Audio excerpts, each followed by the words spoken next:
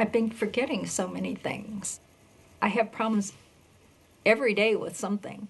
I can still cook, but I sometimes forget to put an ingredient in. I made a pumpkin pie for him the other day, and just before I put it in the oven, I licked my finger and I could tell that there was no sugar in it. There are days when I wake up and I don't know if or when morning comes, I'm not sure whether I've been asleep at all. I don't know what it is. I don't know what to call it.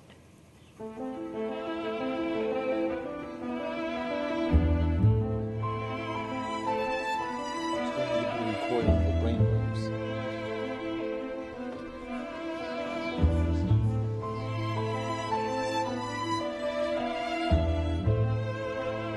We'll be analyzing that very shortly.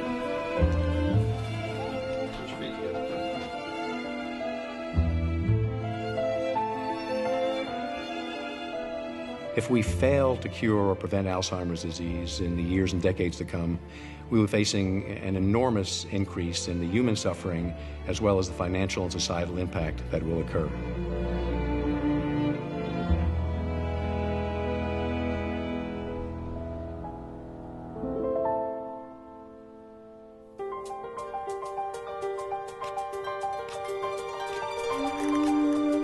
There's been an exponential increase in our understanding of what causes Alzheimer's disease, how we can target it, and how we can treat it.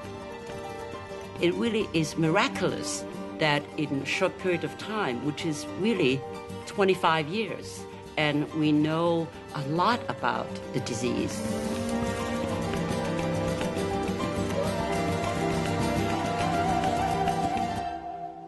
We are at the brink of controlling one of the major diseases affecting world health.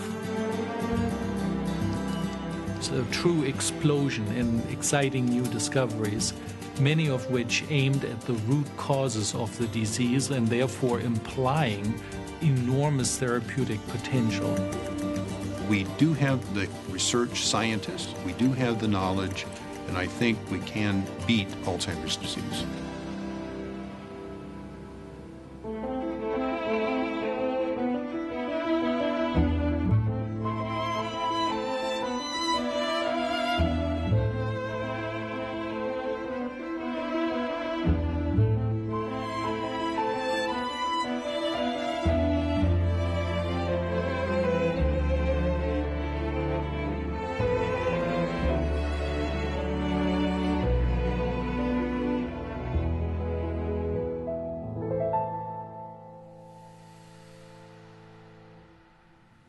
Alzheimer's disease destroys nerve cells, and it destroys nerve cells in the brain regions that control the features that give us our human qualities.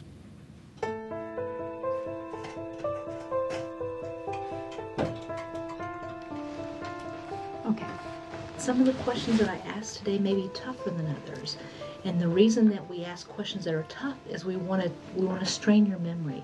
We want to find out where any memory and thinking problems might be, and if the questions were all very easy, you'd be able to answer them and wouldn't be able to pick up if there was any kind of a memory change. I'm going to read you a short story of about 4 or 5 lines. The American liner New York struck a mine near Liverpool Monday evening. In spite of a blinding snowstorm and darkness, the 60 passengers, including 18 women, were all rescued, though the boats were tossed about like corks in the heavy sea. They were brought into port the next day by a British steamer. Tell me what you can recall. They're not things I can remember. I can remember Liverpool. Okay. Anything else, Ms. Vassy?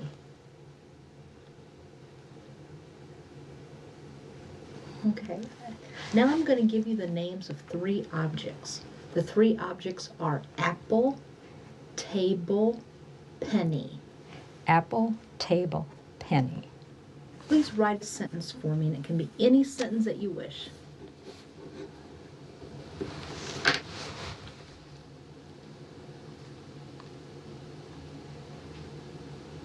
Okay. What were those 3 words that I asked you to remember from earlier? One of them was apple. Yes.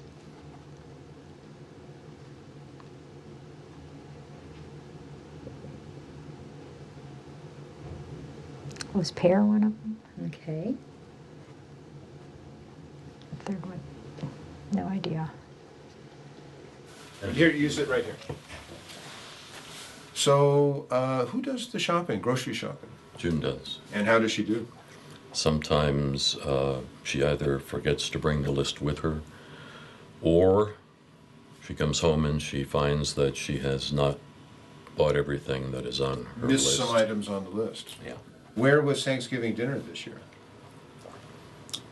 At Basil's house. Basil is the middle brother. Okay. In Springfield, Ohio. Yeah.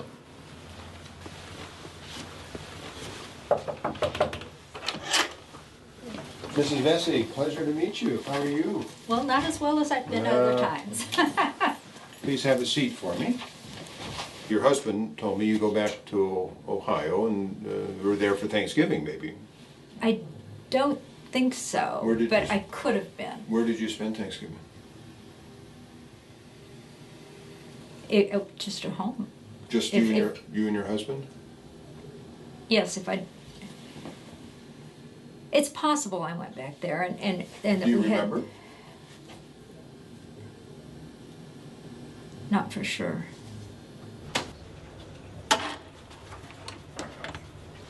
The area that you are concerned about, the memory, is down. Short-term memory in particular. Okay? Many people say, well, gee, I'm getting older. Can't age have something to do with it? Just normal aging. But what you have, I think, is more than that. So I don't think we can say that this is simply a matter of getting older. What we worry about most, because it's the most frequent, is Alzheimer's. But it's by far not the only one. There are other kinds of considerations. But what I really think we need to do as well is to get a sensitive image of the brain MRI scan. I just want to let you know we're not going to sit by passively. There are things that we can do to be proactive. Okay? It's tough to imagine her not not enjoying the rest of her life like I would like to see her enjoy, and like I believe she would like to.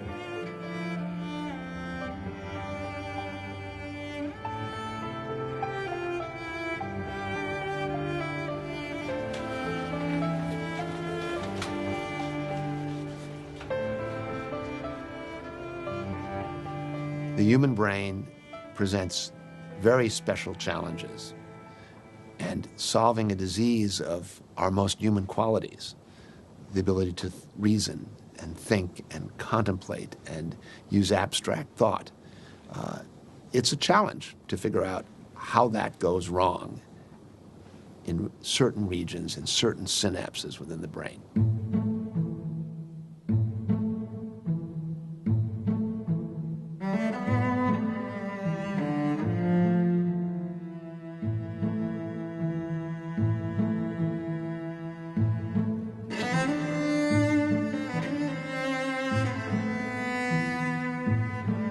Here is a synapse that is transmitting information, this flash of light that you see. The synapses are so important. They're the information switches in our brain, and when they're not working properly, we simply can't remember. And in Alzheimer's disease, the synapse goes cold. It no longer can transmit information, and the actual synapse dies out. And that's what happens in the Alzheimer patient's brain. In the clinic, we see synaptic failure. So these clocks are examples of what I ask my patients to do. Can you draw a clock, the face of a clock, and put the hands in so it reads 4:45? And my patients do different things. Here, this patient puts in the hands incorrectly for 4:45. This more advanced Alzheimer patient can only put a simple box around the numbers 4 and 5. This patient is very advanced, and she really has such severe Alzheimer's disease that she can't really put a clock together. In the patient's brain, we see these classical abnormalities that Alzheimer himself described way back in 1906. So this is a high-power view of a little part of the brain of a patient whom I followed during life. This was a 69-year-old gentleman who had a family history of Alzheimer's and died after about 10 years of disease. And when I took the brain out and made this picture, we saw two spherical deposits of protein called amyloid plaques. And they're composed of a protein that we call amyloid beta protein, sometimes called beta amyloid or a beta. And surrounding these plaques are degenerating synapses and nerve endings. Adjacent to the plaques are tau tangles. These are big conglomerations of protein that shouldn't be there. So Alzheimer brought this to light in 1906 and said that in the patient who dies of a progressive memory failure of a certain type, you will see plaques and tangles in the brain. And ever since his day, we've been struggling to figure out how these two relate to each other and what it all means.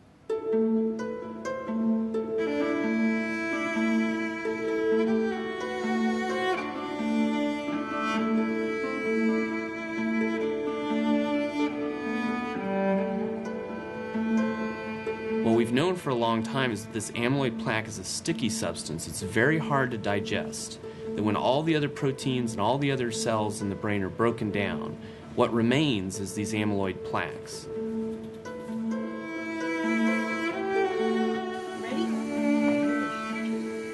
Put your head down, and I'm going to get you to sit up. And are you comfortable enough to go to the washroom right now? You still get calls. Yeah, go ahead and lean forward for me as far as you can go. Good. Does it help if I hold on to you? That's fine. Yeah, that'd be good. All right, just like last time, there's going to be a little bit of a pinch and a burn here, okay? That's the numbing medicine. When you feel the pinch, don't move. How many years have you been an electrician for? Oh, 40-something. In this kind of study, what we're doing is we're having people who have Alzheimer's disease, they come into the study, and they have this spinal catheter placed so that we can sample cerebrospinal fluid once an hour for 36 hours. And the purpose of measuring all these samples over all those hours is to get a measurement of the speed at which amyloid beta is produced by the brain and how quickly that amyloid beta is cleared away. Cerebrospinal fluid. This is the stuff that surrounds your brain and your spinal cord, flows through. You know you make 20 mils of this an hour, every hour of your life? Yeah. It's very difficult to get access to a human brain, and so one key access we have to it is the cerebrospinal fluid. This fluid reflects what's going on in the brain, and that's where the amyloid beta ends up. So we're going to be analyzing that very carefully. Why is this amyloid beta depositing in these sticky amyloid plaques and doing damage to the neurons? Why is it killing the neurons off and destroying the synapses? Now, what's recently been discovered is that the protein where amyloid beta comes from exists in neurons, mostly at the synapses where it's cut. It's possible that when the neuron fires at the synapse to communicate with its neighboring neuron, it's producing more beta amyloid. And so neurons fire anywhere from 1 up to 100 times a second. And so every second that that neuron's alive, it's producing packets, amounts of this beta amyloid into the outside space of that neuron. Young, healthy people produce and clear up their amyloid beta. In Alzheimer's disease, we think something goes awry. We think either they're producing too much of this beta amyloid or they're clearing it away too slowly so that those processes are now out of balance. If it's not cleared away, this beta amyloid builds up into the larger structures that we call the amyloid beta plaques that appears to be toxic to neurons and synapses. And you can see here, these neurons get sicker and sicker. They lose connections to each other so that they can't communicate anymore. And eventually, these neurons will die. And when enough neurons die and enough synapses are lost in the brain, that leads to the clinical symptoms of dementia and Alzheimer's disease.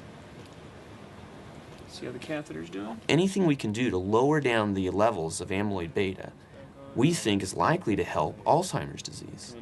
And that's why targeting this beta amyloid and lowering down its production is a key step towards the treatment of Alzheimer's disease. What hour are you on now?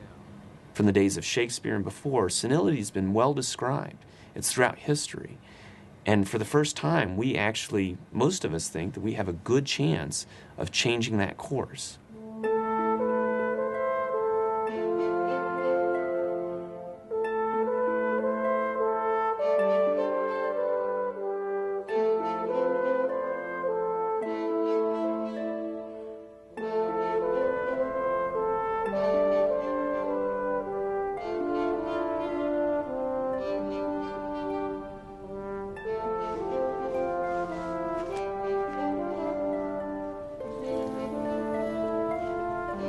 Okay, we'll have the brain out. This was a man in his 80s. He had a clinical diagnosis of Alzheimer's disease, so he had dementia, thought to be due to Alzheimer's disease. We want to get that brain out as soon as we can in order to freeze that brain chemistry, just the way it was during life.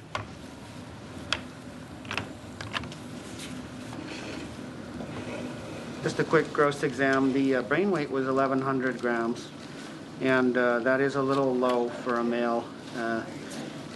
And also here, hippocampus has a mild degree of shrinkage, and that is characteristic of Alzheimer's disease, shrinkage of the hippocampus. The pre-existing dominant theory of Alzheimer's causation, which is that Alzheimer's is caused by the accumulation of a single protein called A-beta in the brain. Too much of this protein is made. Chemical reaction, gone bad. Too much of this product is made. Too much A-beta is made. It deposits in the brain as those amyloid plaques that we see under the microscope. This is the dominant theory of Alzheimer's disease causation.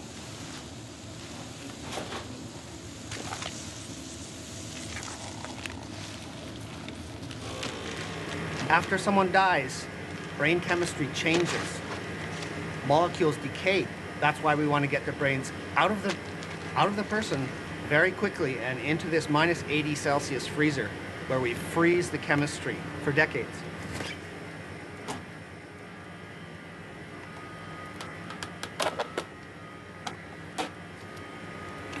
Diseases are, in essence, chemical reactions gone bad.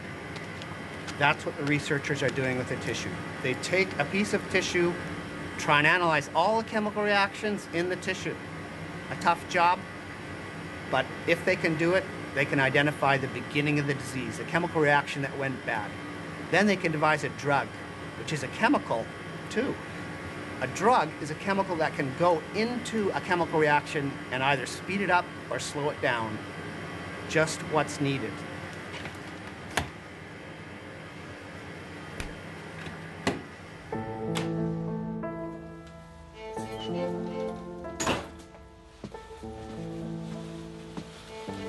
I'm gonna go in here and look and see what I can find for dinner. See what I can find for dinner. Might be looking a long time.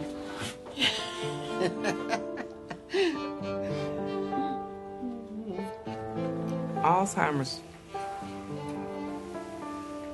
is like being in a extremely bright light and the light just slowly fades to dark.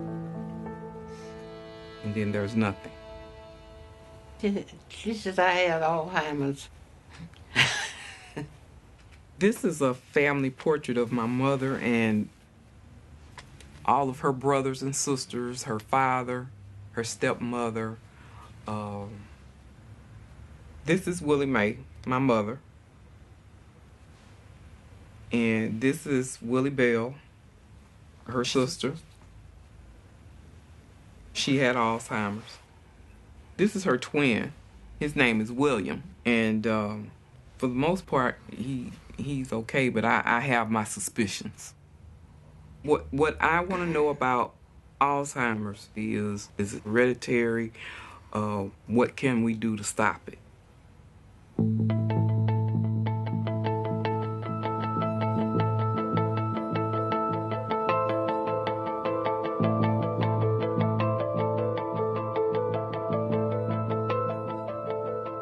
This is a time when The scientific opportunities are enormously exciting, unprecedented. In the area of Alzheimer's disease research, for example, over the past few years, we've learned about genes that can predispose to Alzheimer's disease, the way in which the molecules coded by these genes are likely to be developing into the process.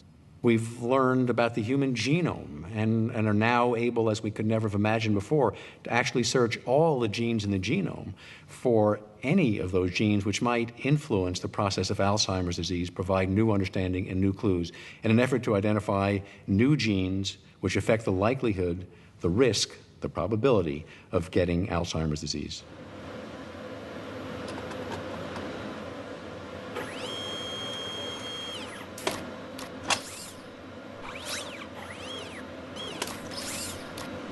One of the things that genetics can bring to Alzheimer's research is understanding the very first event that occurs. What happens in a cell that's functioning normally, and then something happens and now it starts to function just a little bit incorrectly, just a little bit not optimally, and that leads to Alzheimer's.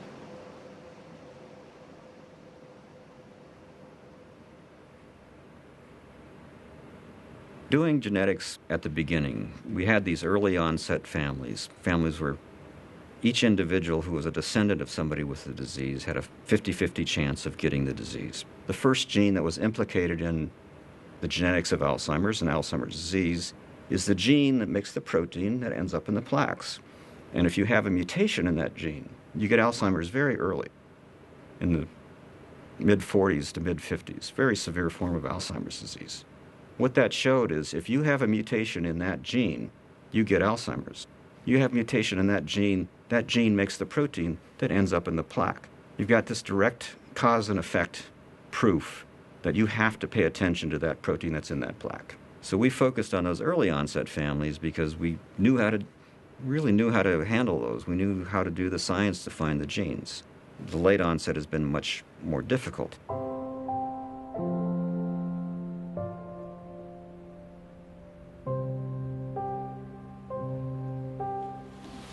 The vast majority of people have late onset. That's much, much more common.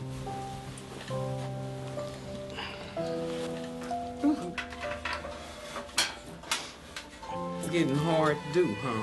Mm-hmm.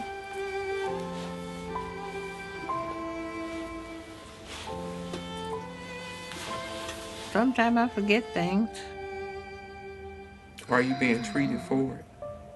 I don't know. Am I? Mm-hmm. You take 2 medicines for it. Alzheimer's. Having a family history of Alzheimer's, you wonder constantly if you're gonna have it, when you're gonna have it, and you certainly don't want to have it. The way we think of late onset Alzheimer's in terms of genetics is we think that there are a lot of different genes that make very small contributions to whether you're going to get the disease or not. We call these susceptibility factors. No one single susceptibility gene makes that big of a difference whether you're going to get it or not. But if you have 5 or 10 susceptibility genes and you've got the bad form of all 5 or 10, that's going to increase your risk.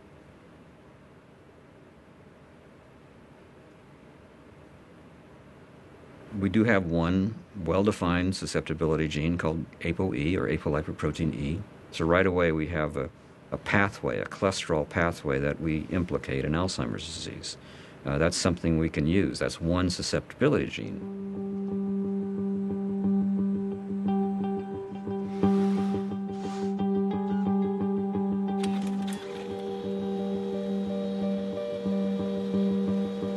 This technology that we're using is just phenomenal, and it's really caused genetics of late onset to really explode in the last few years.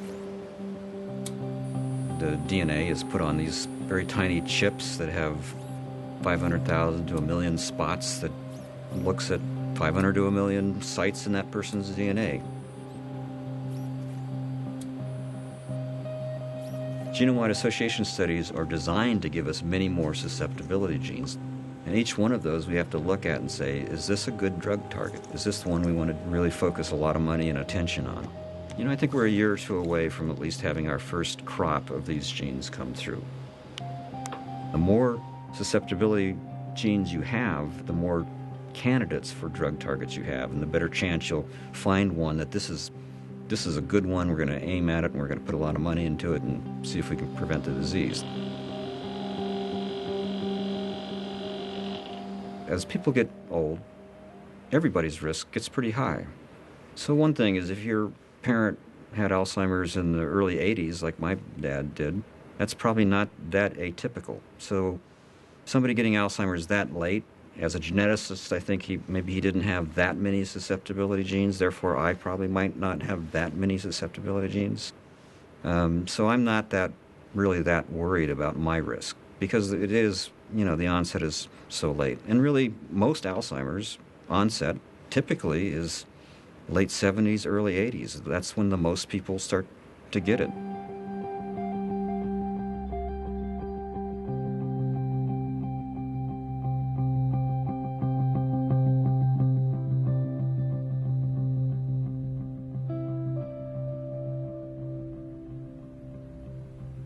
It scares me. It really scares me when you have someone that has Alzheimer's, but that's the hardest part right there, because in a lot of ways I feel like I've already lost my mother. Sure, she's here physically, but that's not the mother that I've known the majority of my life.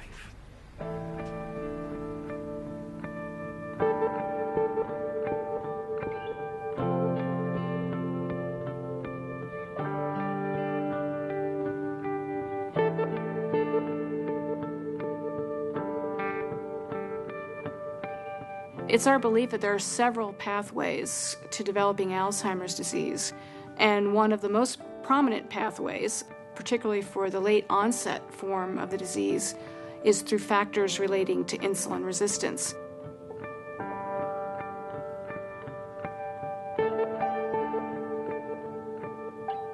Insulin has a very important role to play in aging of the body as well as aging of the brain. In fact, one of the most important predictors of how successfully you'll age is how intact your insulin system remains as you age. So insulin is produced every time you eat. It's a peptide, which is a small protein, and it's produced in the pancreas in response to glucose. Glucose is the primary fuel for all cells in the body as well as in the brain. But it needs insulin in order to be able to be transported into the cell to do its work. If insulin cannot allow glucose to get into neurons, then they are not able to carry out their functions relating to thinking and memory and attention effectively. When insulin is not working correctly and glucose builds up outside the cell, that process initiates insulin resistance. Insulin resistance leads directly to cardiovascular disease. It leads to hypertension. It leads to small vessel strokes. And it leads to diabetes. So it is the unifying underlying pathology for all of those risk factors, each of which, as we know, contributes to the risk of Alzheimer's disease.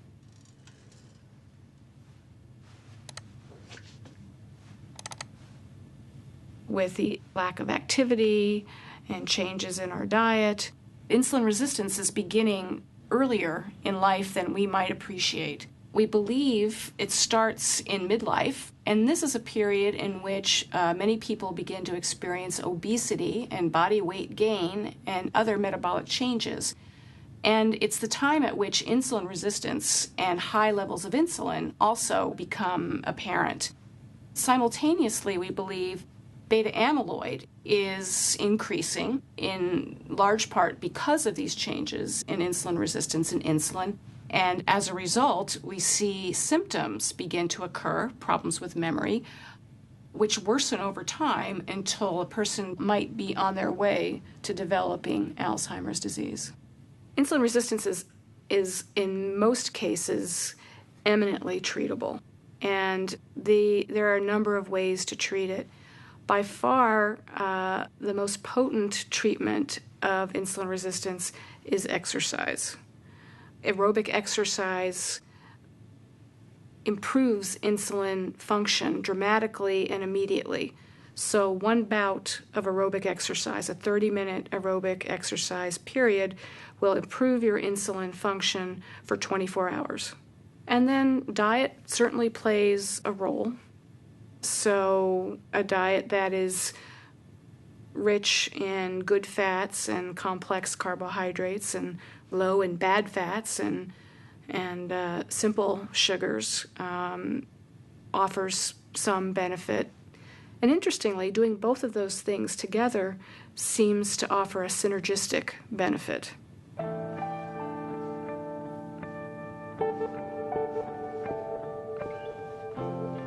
In this study, we ask participants to consume a high-fat, high-sugar diet for a 4-week period, or a low-fat, low-sugar diet for the same amount of time. When you consume a meal that's very high in saturated fat and high in sugar, your insulin levels skyrocket, and they remain elevated for a very long period of time.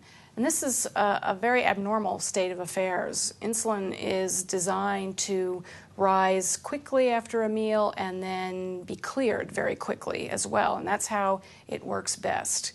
But the saturated fat impairs the clearance of insulin, and the high sugar causes the insulin levels to spike. The participants in the high-fat diet showed increased beta amyloid in their spinal fluid.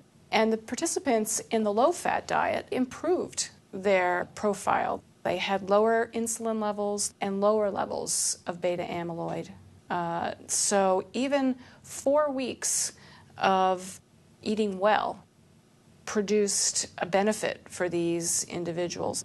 So I think we're at the beginning of a very exciting era where we are going to be able to start putting together these systems and understand a disease like Alzheimer's disease, which is clearly, a disease of the entire organism, not just of the brain.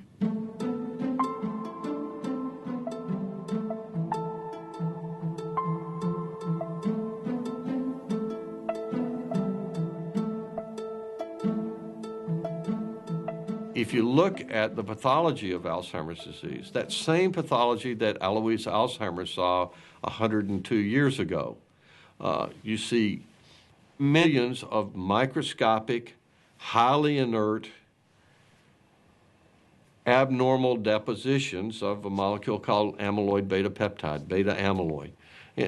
When I looked at that first, I said, gosh, that just gotta be. That's got to stimulate inflammation. I mean, it's like having someone just thrown dirt in your brain. Surely that would stimulate inflammation.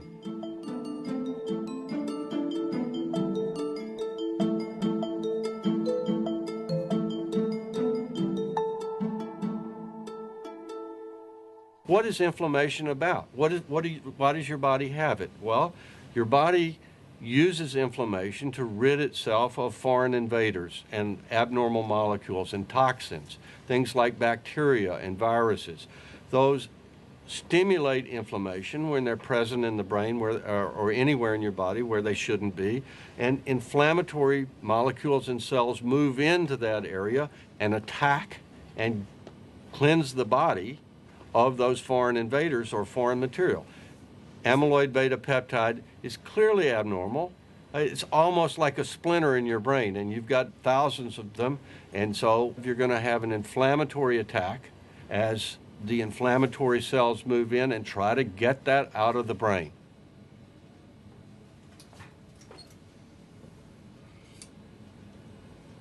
We've stained the amyloid here with a brown stain, and look in the bellies of the microglia. They're full of the amyloid. They actively eat this stuff up, and that's what you would expect in an efficient inflammatory response.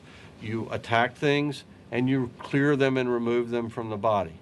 Obviously, in the Alzheimer's patient, this may be working, but it's not working well enough because the patient's have thousands and thousands of microscopic amyloid deposits. But we suspected that this process was ongoing. It was just a tough assignment for the microglia because, for one thing, amyloid is so very insoluble. Inflammation is always a two-headed sword.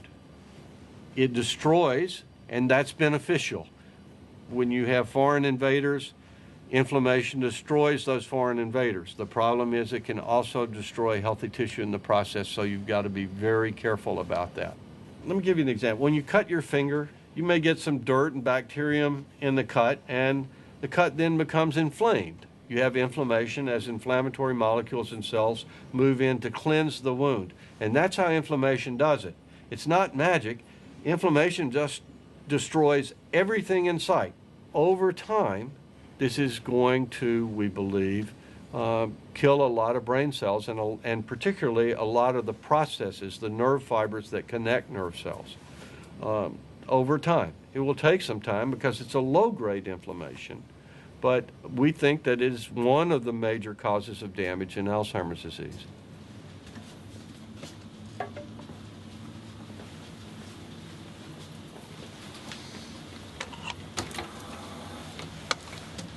So what do we got here? Here we got happy nerve cells, a lot of connections. And they look happy as clams, you're right. I mean, you can see just profuse connections between the nerve cells. That's one of the things that we know that nerve cells like to do, is make connections with each other, and they do that when they're healthy and happy. Okay, so what if we put these same nerve cells together with microglia? And what if we add amyloid to this mix? What do we see? Ah, wow. The most important thing here is the connections between the nerve cells that were so vivid, they're gone. This parallels very closely, actually, what is seen in the Alzheimer's brain. It has now been confirmed by thousands of laboratories around the world that this inflammatory response is ongoing in the Alzheimer's brain, and it's ongoing for years and years and years. There are a number of emerging animal studies, for example, where you give transgenic mice who are made to have, genetically engineered to have Alzheimer's disease or something like it. You give them common anti-inflammatory drugs, their memory problems are decreased, and their amyloid burden, these beta amyloid deposits, are decreased.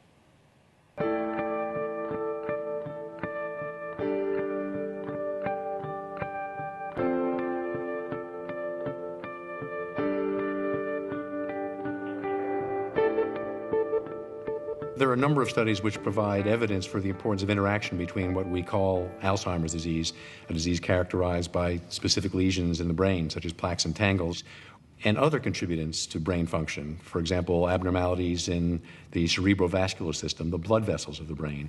And some of our important ongoing studies are looking particularly at impacts of intervening to more closely regulate glucose levels in individuals with diabetes, or to control lipid levels in people at risk for cardiovascular disease, to understand whether this set of interventions may also be functionally useful in preventing dementia or its progression. There's already a good deal of evidence that suggests that the coronary arteries in Alzheimer's disease have more severe atherosclerosis than the coronary arteries in people who do not have Alzheimer's disease. But we want to look at other aspects of the heart as well. For instance, we want to look at the effects of hypertension. High blood pressure changes the heart. Because of high blood pressure, the heart has to work harder. And as the heart is essentially a muscle, when any muscle works harder, it gets bigger, it enlarges. And that works for a while, pumping the blood out against that high blood pressure up to the brain. But eventually, the heart fails. And when the heart fails, blood cannot be pushed out of the heart. Some of the blood remains in the heart and does not get out to the body and up to the brain. And clearly, again, that cannot be good for brain function. You know, in the course of our studies, we've cut up a lot of brain arteries.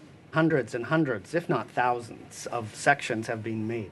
And it's continually amazing, or even shocking, to the extent to which some of these brain arteries are plugged. You can see here, this is a more normal artery, these ones here, where they have a big center where the blood flows through. There's a large caliber opening that the blood can flow through. Whereas over in some of these arteries that have been more or less completely plugged up by this yellowish cholesterol deposits, and in some of them the remaining area for the blood to flow through is extremely small, as you can see in that one. What we found generally is that Alzheimer's patients are about twice as likely to have vessels like this than normal people. Atherosclerosis is an inflammatory lesion. The cholesterol deposits on the artery wall. That is like a little sore, an open wound that the body's inflammatory cells home in on to try to repair.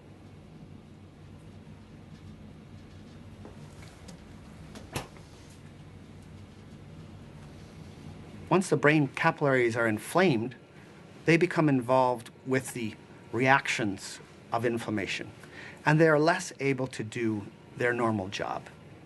One of their normal jobs, it is becoming increasingly apparent, is to deliver excess A beta out of the brain into the blood and to the liver and kidneys for disposal. Clearly, if the microvessels, the capillaries, aren't doing their job because of inflammation, they may not be getting rid of that A beta the way they should, and the A beta can accumulate in the brain as plaques. The great potential of the vascular hypothesis in Alzheimer's disease is that we can replicate the success that scientists in cardiovascular disease have had, which is to give drugs on the basis of risk factors, high blood cholesterol, high blood pressure, to prevent disease rather than to try to cure it once it's happened.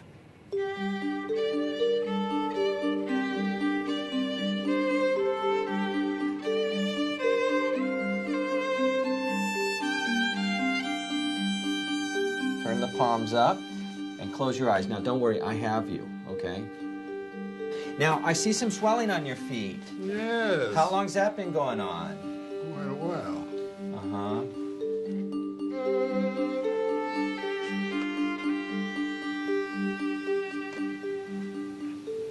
It makes a difference if he keeps his feet up. He Right. tries to keep his feet up when he's watching Especially television. at night, yeah. Yeah.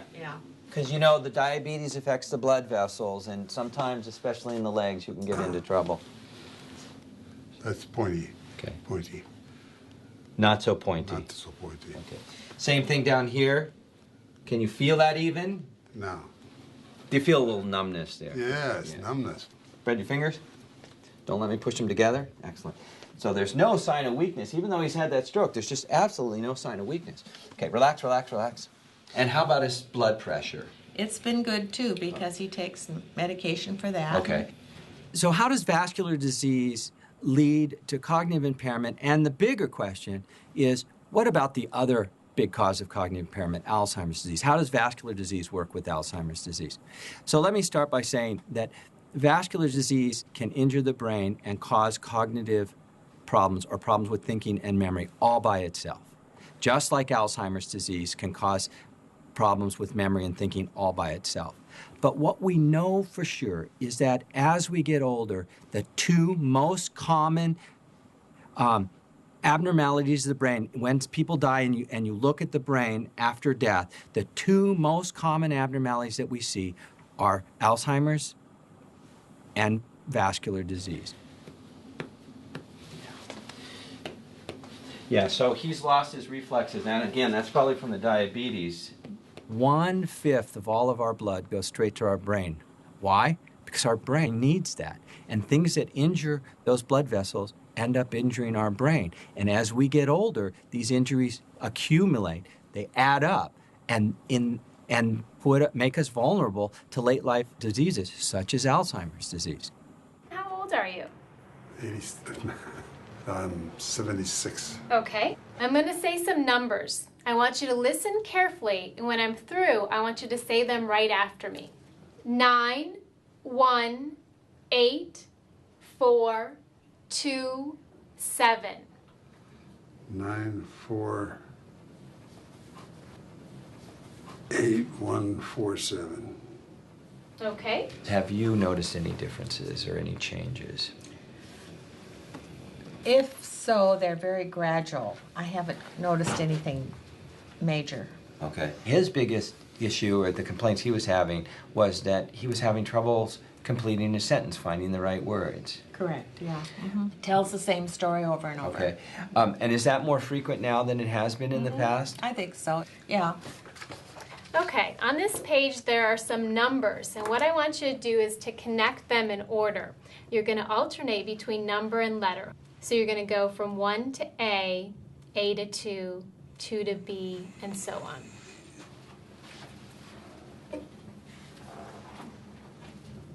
What comes after 3? So from 4. C, yeah. Good. Oh my gosh. Okay. All right. You're doing just fine. No, I'm not. Go ahead. Okay.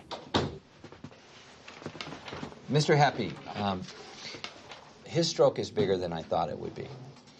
The other thing is he's got atrophy of both hippocampi. It's not huge, right? So it's hard to know, but that makes me a little suspicious. So I think he probably has large vessel atherosclerosis. We know he has microvascular disease. He should be severely demented, yet he's doing really, really well. And we're debating. I don't think we're debating. I think he still has mild cognitive impairment. His wife is really worried about the big A, Alzheimer's disease. Right now, we'll just keep an eye on him. We have evidence that if you have this atherosclerosis in the arteries and you take a cholesterol-lowering drug, commonly known as a statin, that will actually begin to go away. In addition, there's some evidence, epidemiological evidence, again, looking at population studies, that people who take these statins for high cholesterol or abnormal cholesterol actually have a much lower frequency of Alzheimer's disease. Again, suggesting that if we normalize the cholesterol, either lower it from too high a level or change the types of cholesterol in the blood, that it will not only act to help the vascular system, but probably change the way this amyloid, this abnormal protein, is processed in the brain and lower your risk for Alzheimer's disease. You, sir, sit next to your wife. Well, He's excited sitting next to me. Isn't that sweet? Gee. We know that you have these risk factors for stroke. So we know that you have diabetes, you have the irregular heart rate, you have the hypertension. You didn't know that you had had a stroke.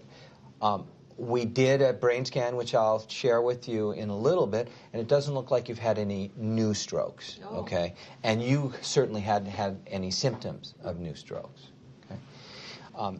And that, as I understand it, and I think you guys all agreed, that while you're having a little bit of troubles, it's not interfering in your life such that you need help. Do I think Alzheimer's disease is acting right now? Absolutely not. Okay? Okay. I agree with Dr. Farias. There's no evidence that Alzheimer's disease is acting. And I will say, because you're controlling your diabetes, because you're controlling your cholesterol, because you're controlling your blood pressure, that you're doing well. Okay? All right? Had these not been controlled and there were more strokes, I would really be worried about your thinking. And I would say your thinking would decline. That's my biggest concern. Well, thank you. It was interesting to have it all explained. This feels very special. You are very special.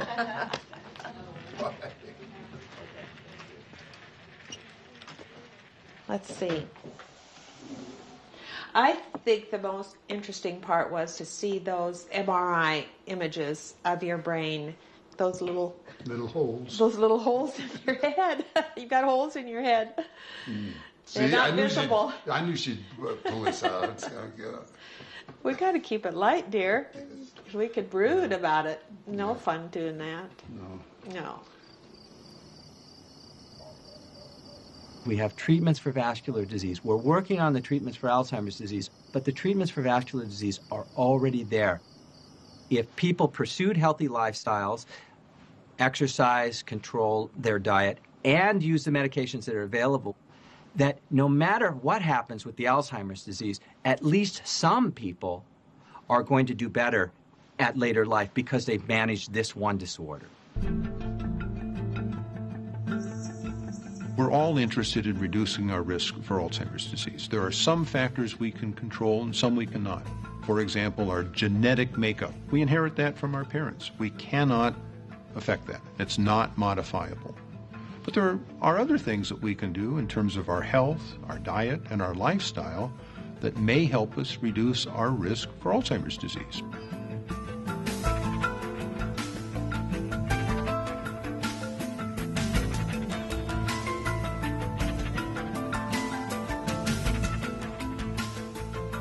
How do you develop a brain that, as the pathology accumulates, you don't lose your memory?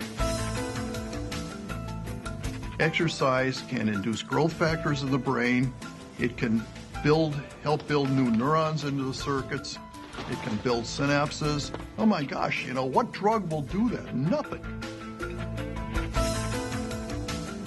We are able now to look at individuals who are still normal or just have a little bit of memory trouble and see if they have one of the hallmark pathologies of Alzheimer's disease. We're trying to use technologies that capture cell sickness to ask the question, when does Alzheimer's begin?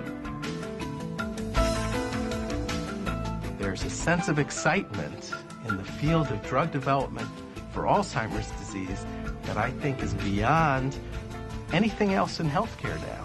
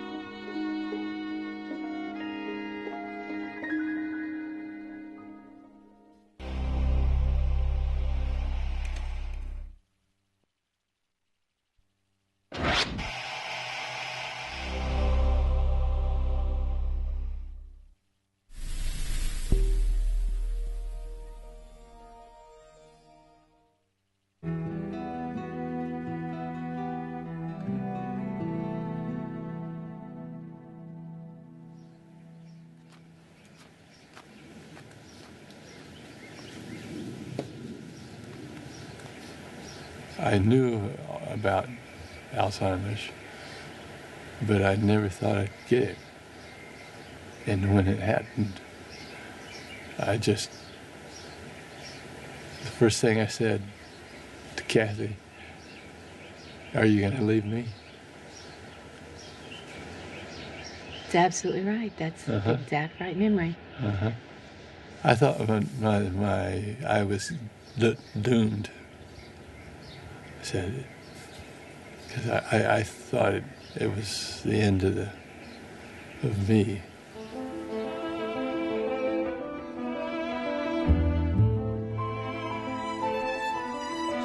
Recording the brain waves.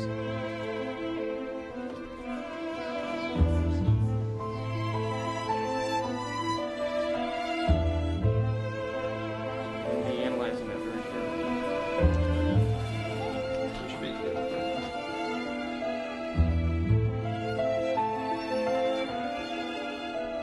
If we fail to cure or prevent Alzheimer's disease in the years and decades to come, we will be facing an enormous increase in the human suffering as well as the financial and societal impact that will occur.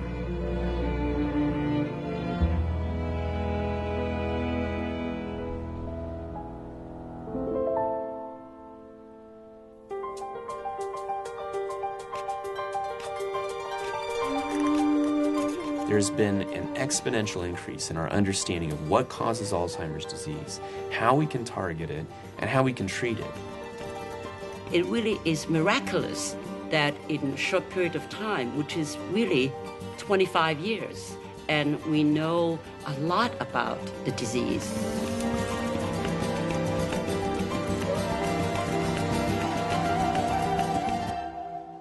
We are at the brink of controlling one of the major diseases affecting world health. It's a true explosion in exciting new discoveries, many of which aimed at the root causes of the disease and therefore implying enormous therapeutic potential. We do have the research scientists, we do have the knowledge, and I think we can beat Alzheimer's disease.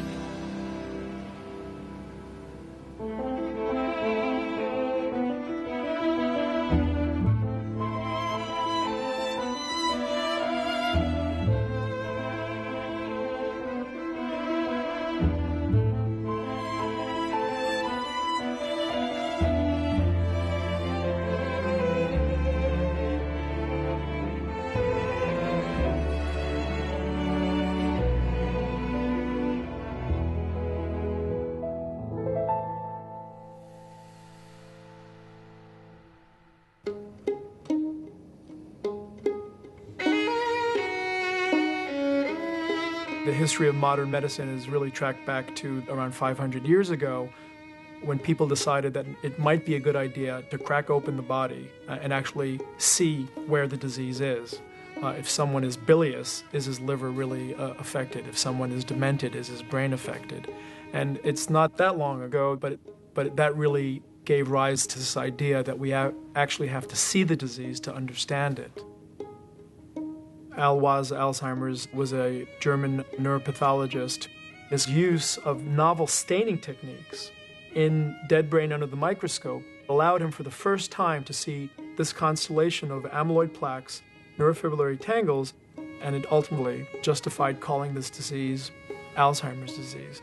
Now, it's interesting to point out that if you look at textbooks of neurology, psychiatry, medicine, for decades thereafter, into the 30s, 40s, 50s, there's nary a mention of Alzheimer's disease. Serious and focused research on Alzheimer's disease really began a little over 20 years ago, when the National Institute of Aging and a variety of other researchers, brain researchers, realized that what we had been calling dementia or senile dementia or hardening of the arteries or arteriosclerosis in late life that everyone just called dementia, actually in the vast majority of cases was Alzheimer's disease.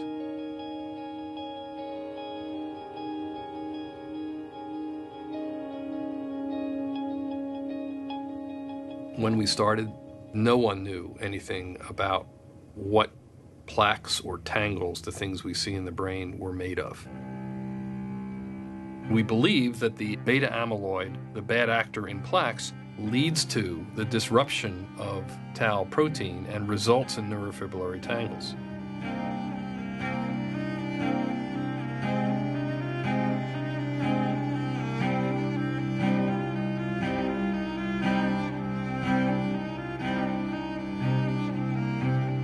Both the plaque and the tangle do occur in the brains of Alzheimer's disease patients, and a great enigma is how they are linked. Do they just evolve independently, or is there some shared process, some shared pathological process? We know that in patients with Alzheimer's disease that probably plaques occur first and then tangles occur later. But since patients at autopsy have both, then it's very difficult to really tease out how this happens.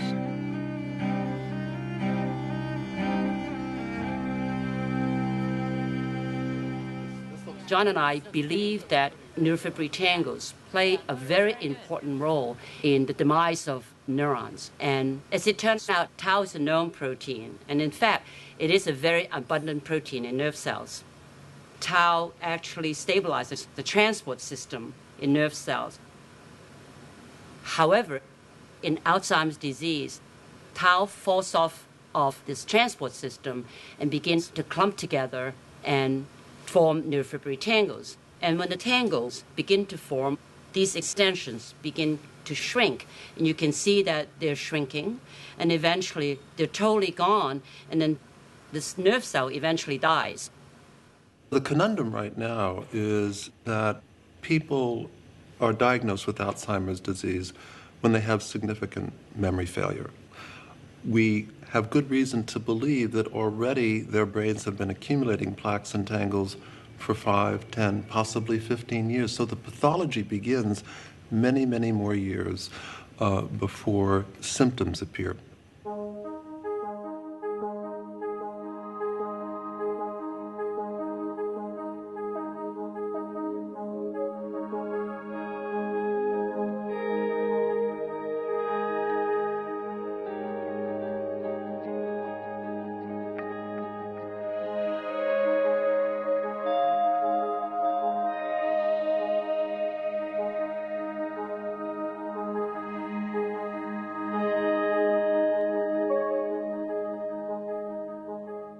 Pittsburgh Compound B, or PIB as it's known, is a radioactive tracer that you give in a vein that, when you do an image, shows you the amyloid plaques that are in the brain of people with Alzheimer's disease. Start.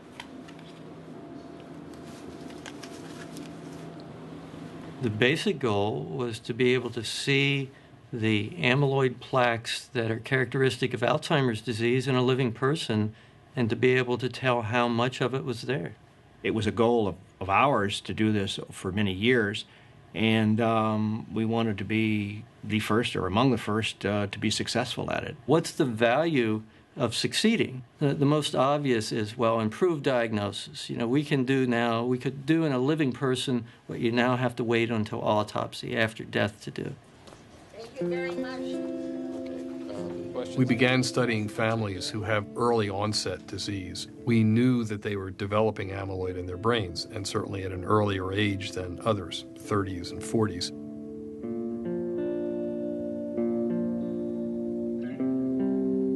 There are only 200 to 300 families in the world who have these kinds of mutations that lead to familial early onset disease, and therefore we thought it would be a very good test of PIB to see amyloid and show us what happened as the disease progressed. The first images that I saw of PIB were in the classic 3 dimensions, and it was an absolutely mouth-dropping moment. And I knew instantly, as did every other one of our research team, that this was going to change the way Alzheimer's disease was studied forever.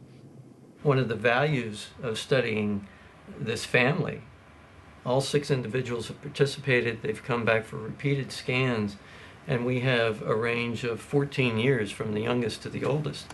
These families have the opportunity to lead us to effective treatments. Okay, this is my 6 children taken in about 1977. This is Brian and Carla, little Carla, skinny Lori there, Jamie, Dean, and Doug. Doug looks just the same. My husband had Alzheimer's, and his mother did before him, and she died at 53. We didn't know what it was. So you just Did thought we? you were making your dad mad? There was a lot of commotion at home, and his mood changed. He was very angry a lot. And you have 6 kids coming and going, and a lot of the activity is hard. And that's hard for them. Very, very hard.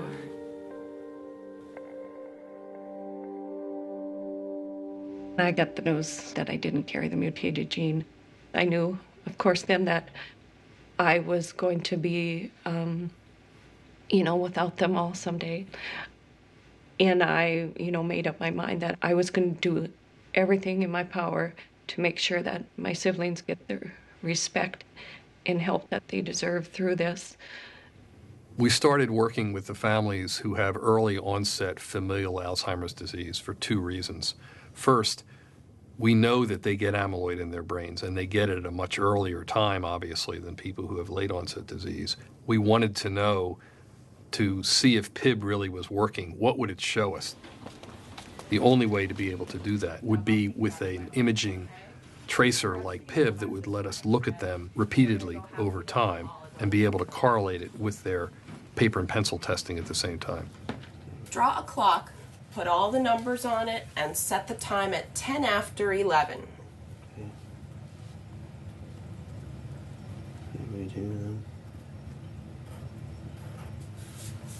Okay, all done.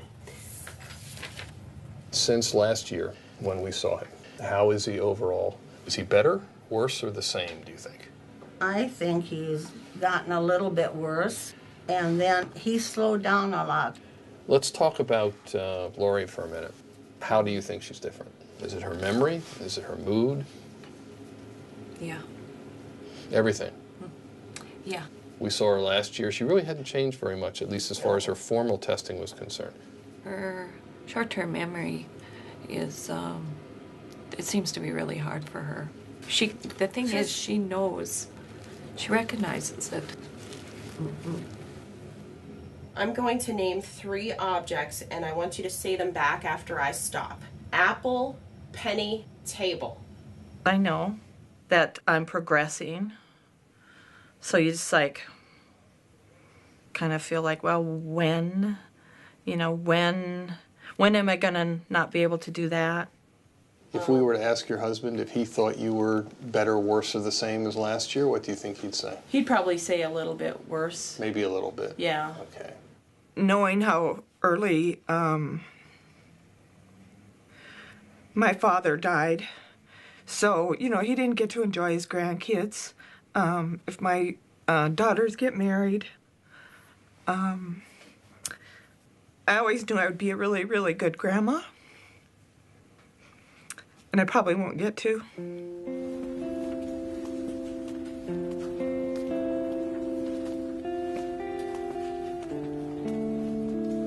We're going to talk about the results of your PIB scans. So this is a typical late onset Alzheimer's disease.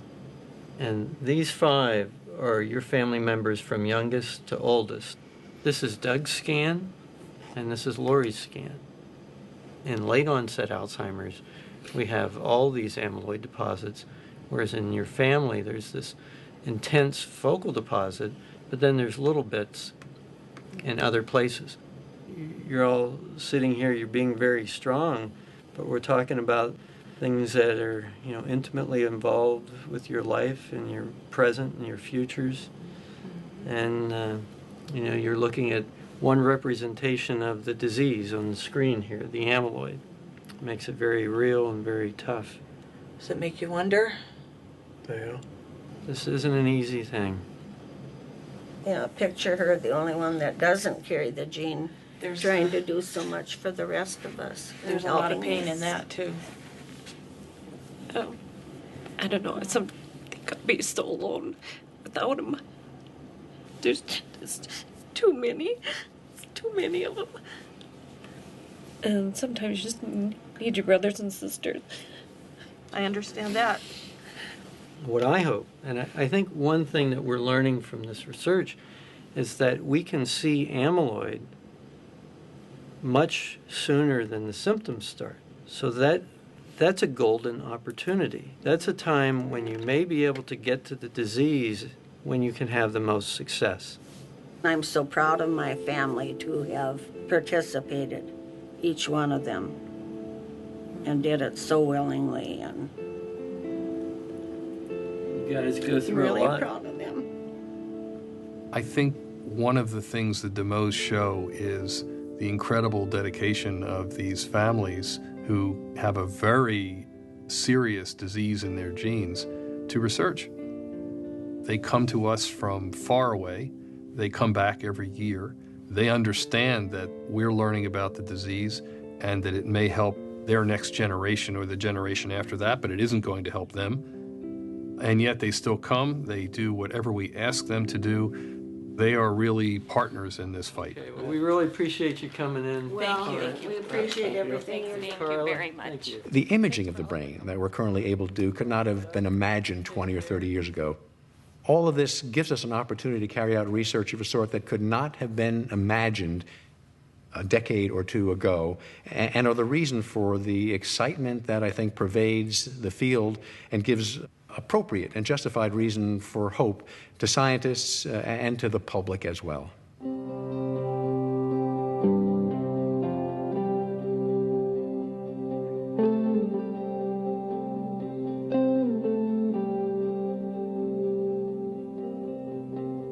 Age-related memory decline is characterized by affecting two general areas of the brain: the frontal lobes, the prefrontal cortex, and an area called the hippocampus, which is deep within the temporal lobes. If you misplace your keys, if you can't remember where you parked your car, if you can't quite remember the name of a client you just met a week ago, but you can remember clients that you met years ago, that's a problem with saving new information, and that's an example of hippocampal dysfunction. I'm worried about the beginning of Alzheimer's, early Alzheimer's. I know everybody says they have problems with their memory, but I've lived with someone who had Alzheimer's, and I see myself in him, and I'm very apprehensive about it.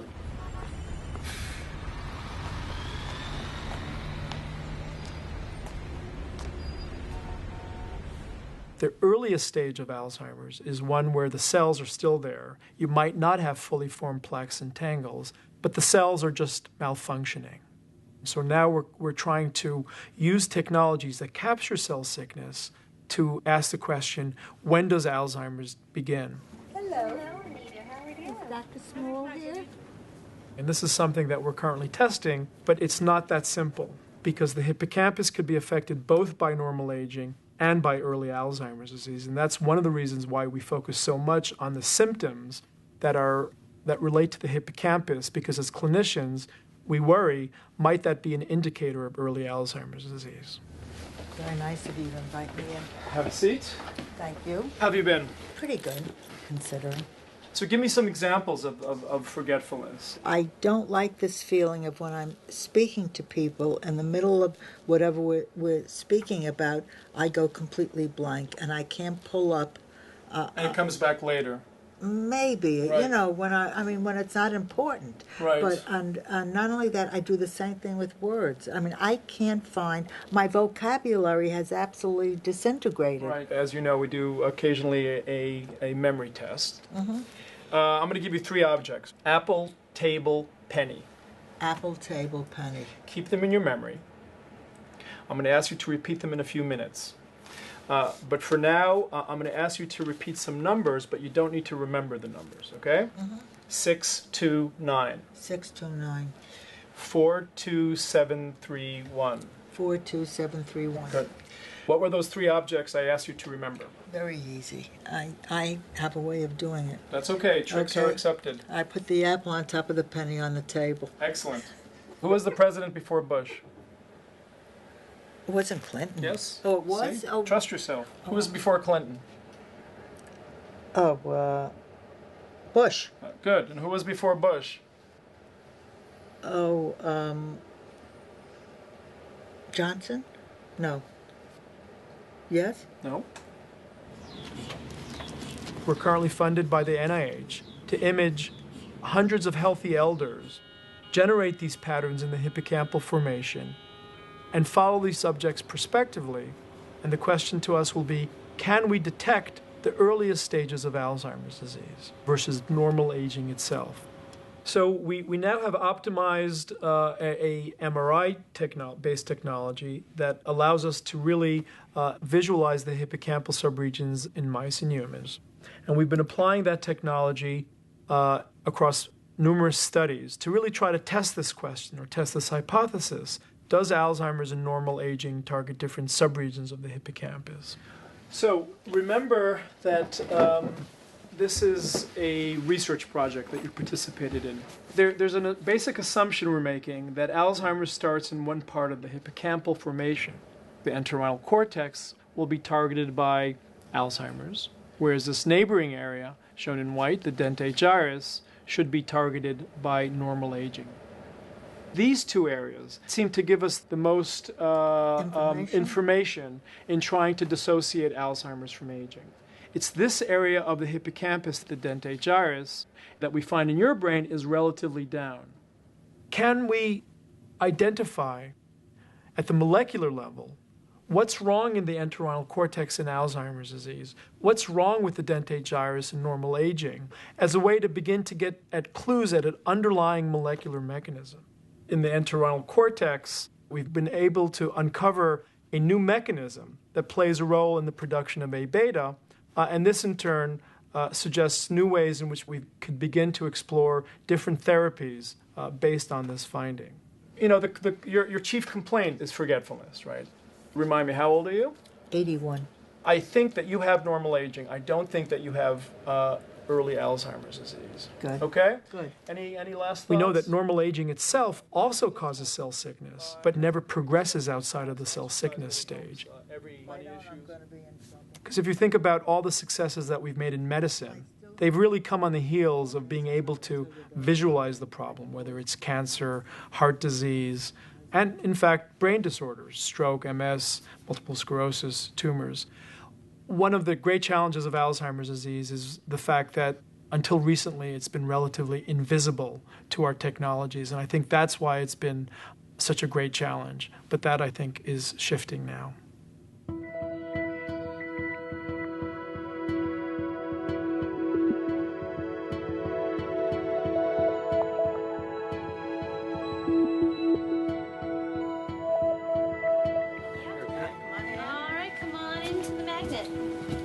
That's what I need.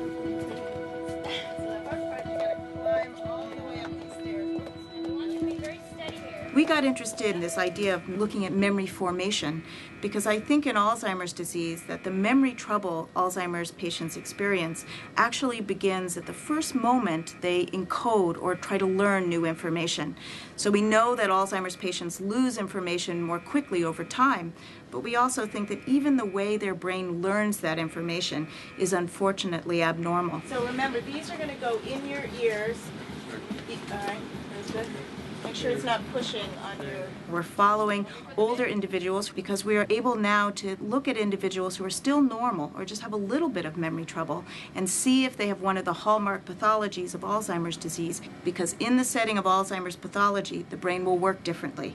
And we see evidence that the brain has to use compensatory areas of networks to activate in the setting of this early pathology. And we may be able to see that 3, 5, maybe even 10 years before someone's going to develop dementia. Feel okay? Come on right over here, Mrs. Hamilton. So he's in there, and you can see, if you look in the back, you can actually see the screen flashing on and off, and this is actually what he's seeing, these pictures of names and faces. Names and faces. All right, and there's a few of them that repeat again and again. Interesting. For each face name you see, try to remember which name goes with which face. And the hippocampus is really in the center, deep in the brain, and integrates all of the information from centers, visual centers coming in, auditory centers, and also thought centers that are important for knowing whether or not something is new and old. And we think that the hippocampus binds together this information in a new cohesive memory trace. Okay, and then leaves every second. Okay, and go. Okay, we're all done. We're coming in to get you now. All right, let's get him out, make sure he's comfortable. We're gonna have you do the fun part now, the testing of how your memory is for the names and faces. Okay. I don't remember Lewis or Isaac. Gail, I can't remember her at all. They're mixing together in my mind so quickly. You can see evidence that he's got a lot of loss of cortical tissue as well as hippocampal atrophy. So here you see more black. There's loss of tissue in the hippocampus and loss of tissue all around the cortex, particularly in the parietal lobe here. Here's a person who was one of the most prolific writers in the whole law school, and there's 70, 80 people.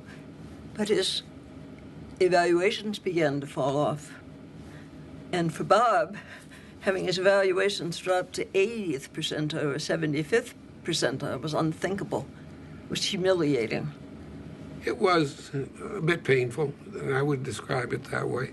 It wasn't, oh my God, my life has ended, but it was a bit of a shock. One of the most surprising things we found when we started to study older individuals with functional imaging is that some parts of the brain actually hyper turn on or hyperactivate.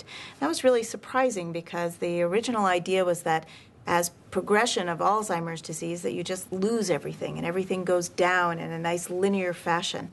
But it actually turns out that some parts of the brain, particularly early in the disease, when people are at a phase of what we call mild cognitive impairment, where they've got a little bit of memory trouble but are still able to function, what we've seen using functional MRI is that these parts of the brain, particular the hippocampus that's so important for memory, goes into hyperdrive. And in order to form a new memory, it actually works harder. And we thought that perhaps this is evidence of compensation, or trying to compensate for early Alzheimer's pathology. So it's revving and driving as fast as it can, and during that phase of hyperactivity, you're able to maintain memory. And unfortunately, what we've seen is that as people progress, they lose activation in exactly the area that was hyperactivating. So although this may be compensatory early on, it's also a sign of impending failure of the hippocampus. And more we've seen that this hyperactivation is actually a very good predictor of who's going to decline over the next 2 years. Unfortunately, you can see his hippocampus over here. Very, very little hippocampal activation. No hippocampal activation, no precuneus deactivation. Okay. Here, even in a single Alzheimer's patient, is just a very good example of how this memory network is really not functioning at all. You can see that although parts of his brain, the parts that's important for vision and basic attention, are working, his hippocampus, this memory center, is really not able to turn on at all. You guys have been real troopers all the way through this trial. I feel lucky to be part of it. I think Bob feels that way too. Even though I clearly have Alzheimer's problems, they really have not slowed me down significantly. See, I keep seeing your wife have a slightly different... I know she does. Slightly different I know she does. And I can tell you that she corrects all my mistakes. But, it's so common that often it doesn't bother the patient nearly as much as it bothers the family members and others. That's probably I think that's true. Yeah, she feels that, and I'm quite sure. Ultimately, using single subject data like this, we might be able to assess treatment. So if we can look in a given person who's not able to activate their hippocampus and they're failing at this memory task, if we could give them a treatment, an amyloid, anti-amyloid treatment such as an antibody or another way of reducing amyloid in the brain, and see if we can actually restore function to that part of the brain. That's the Holy Grail.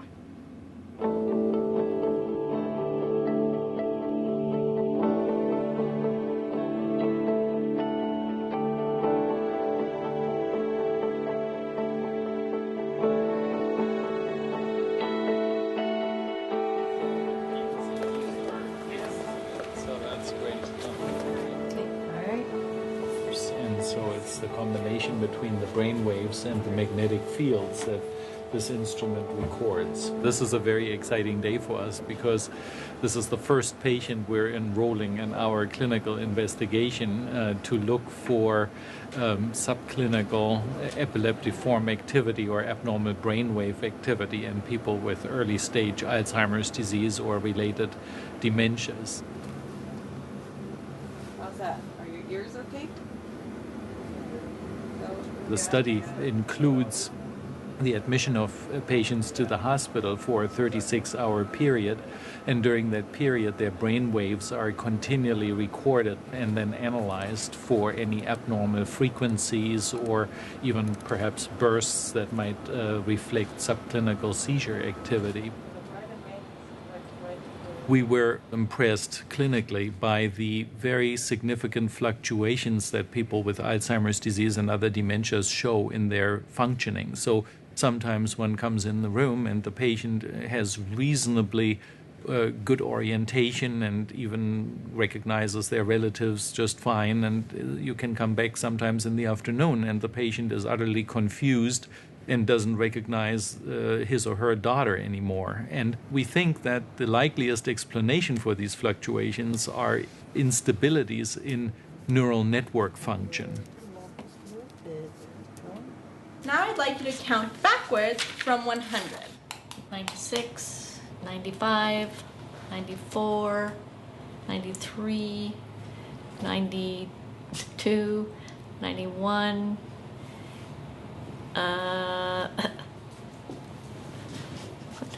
90. 90. Let's see.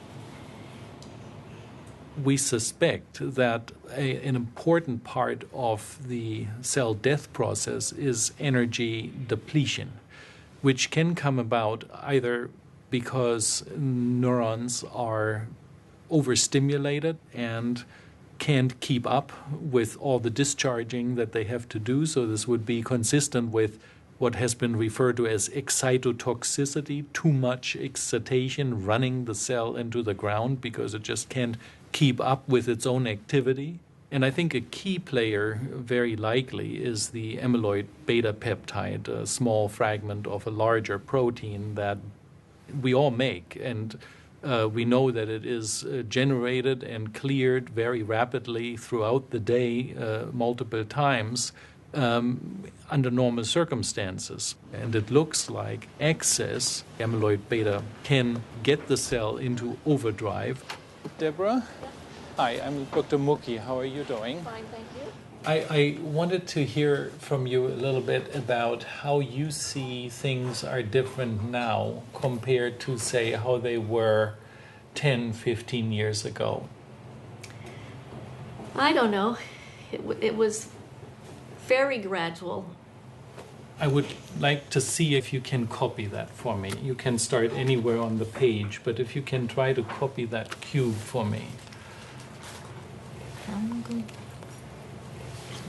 That one goes.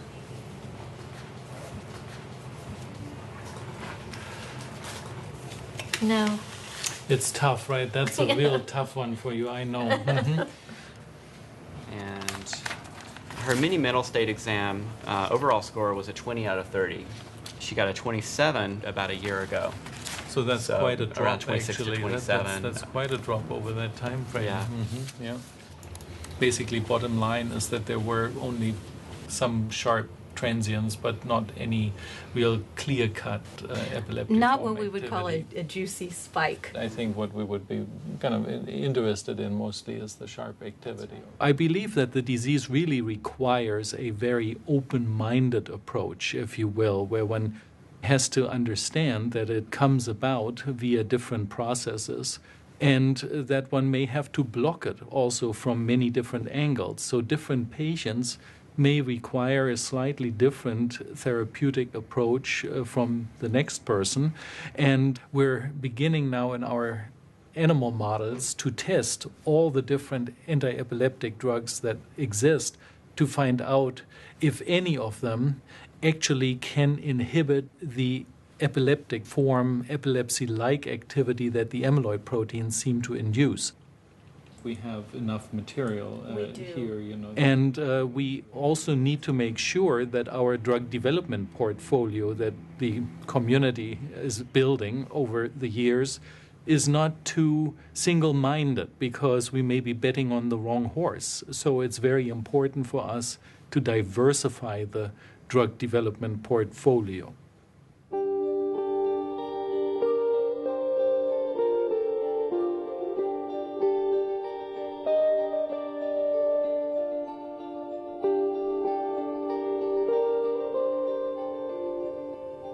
A category of study which has been enormously important to Alzheimer's research has been the longitudinal study of humans, in which a group of people are extensively well characterized and then followed through many years and decades of life in an effort to better understand the variables which affect them, the risk factors in their biological or lifestyle behaviors, and how these translate into the likelihood of risk or protection against a variety of diseases.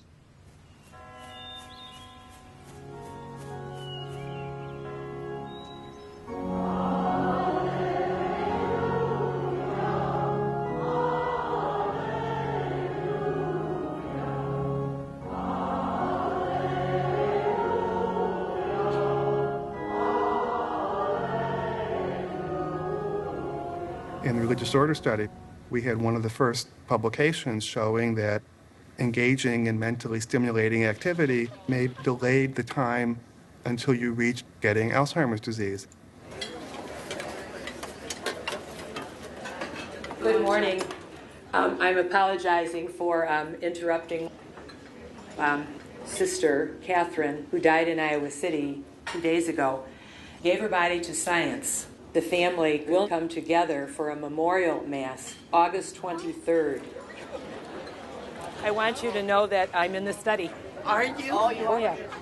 And it helps the research. Oh, it helps research. Oh, yeah. That's sure. right. That's the only the reason we important do part. it. That's the reason we do it. That's true.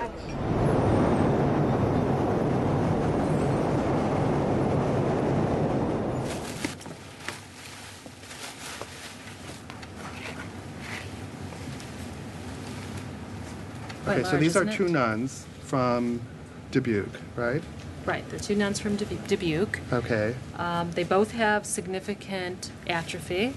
You can see the atrophy here. This one does look more severe to me.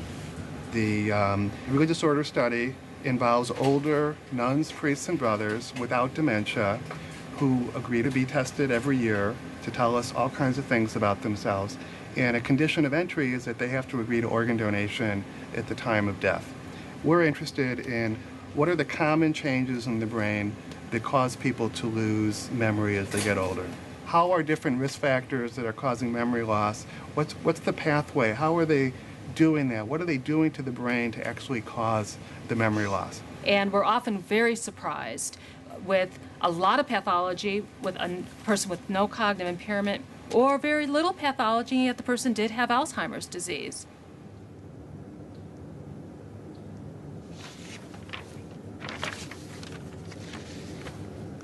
So this is a nun from Dubuque.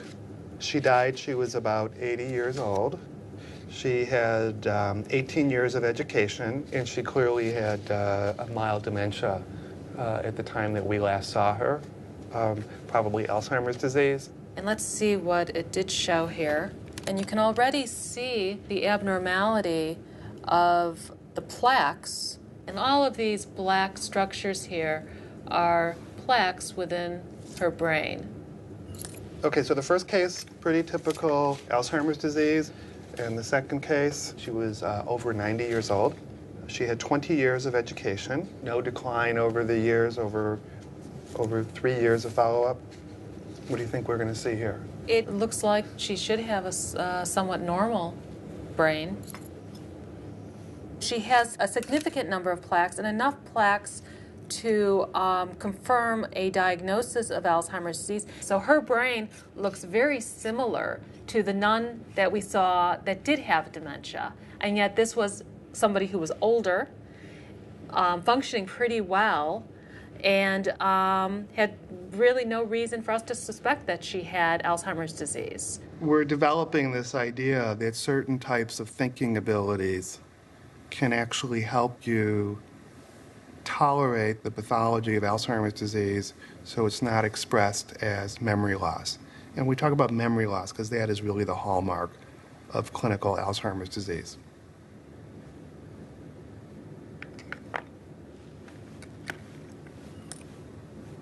The basic idea behind cognitive reserve is that two people with the same amount of Alzheimer's changes, one will have memory loss and dementia, and the other one could be completely normal. So what underlies that? Why is it that pathology of so much in one person is having such devastating effects, and the same amount is not having that effect in another person? And so the idea of reserve is that pathology is developing in the context of an individual that is somehow protected.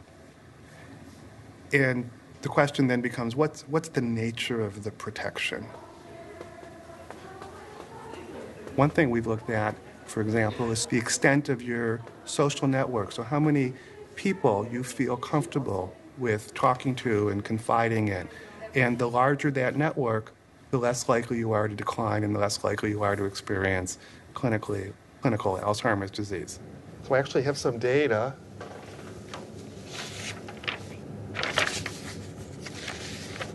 The one that did not show any memory loss had a social network that was 10 times larger than the other sister. All right, and the one that did not show any cognitive loss also was less likely to be distressed. There's something about those factors in these two women where they differed, and somehow they changed the way the brains tolerated and responded to the pathology of Alzheimer's disease. If you think about people that have larger networks versus people with smaller networks, I mean, what's different about those individuals? It's hard to develop a large network. It takes work and it takes skill. Engagement in cognitively stimulating activities. Turns out that people that spend more time and more varieties of processing information actually maintain their cognitive abilities, and in particular, they maintain their brain efficiency. They're Queen Anne's lace, we call it. Queen Anne's lace. Queen Anne's lace. All right, everything in this lesson is perfect. The little girl has pink cheeks. Pink cheeks. All right, so the double vowel makes it long. What is cheeks? Here. Mm-hmm. Pink cheeks. Okay. All right, got it. All right. In the event that some catastrophe comes, not an accident, but Alzheimer's changes, if you take your brain with you into your 10th decade, as you enter that 10th decade, you want the most robust, efficient, rapid decision-making, multitasking brain that you possibly can have, because that's what's going to allow you to maintain your cognition despite all the other things that's going to happen to it.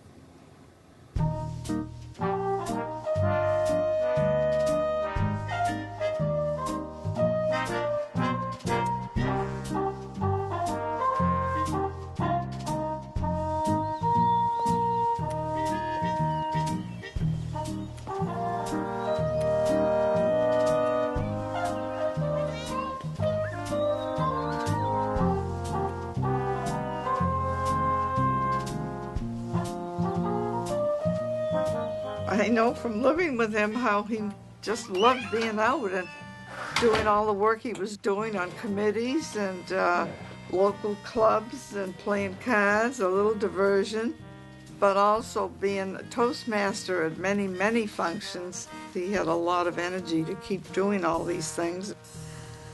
And I had BC football tickets until 3 years ago when I couldn't see or climb the stairs anymore, so I gave up my season tickets 3 years ago. I was 91.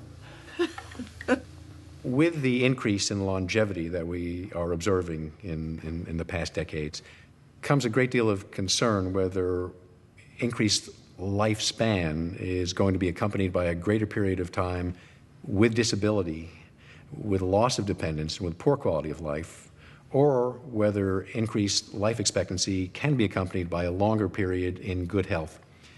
In that regard, there have been some very gratifying results of studies over the past years which have indicated that in the years from 1982 through present, the last couple of decades, there in fact have been substantial decreases in the rates of disability in older men and women. This is very important because it indicates that, in fact, disability with old age is by no means inevitable, and there is real promise for being able to increase the quality of independence and disability-free life with age. Mary, what are you doing? Hi, Dick. How you doing?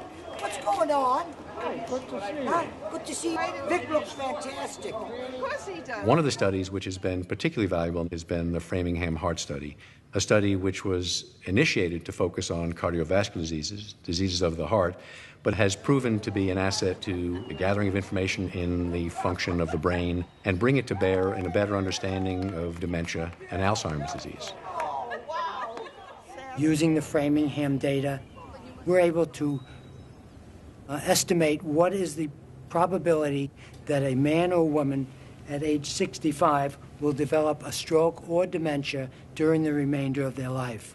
And the probability comes out to be 1 chance in 3 that a man will develop stroke or dementia, and 1 chance in 2 that a woman will develop stroke or dementia during the remainder of their life, which is really a terrifying statistic.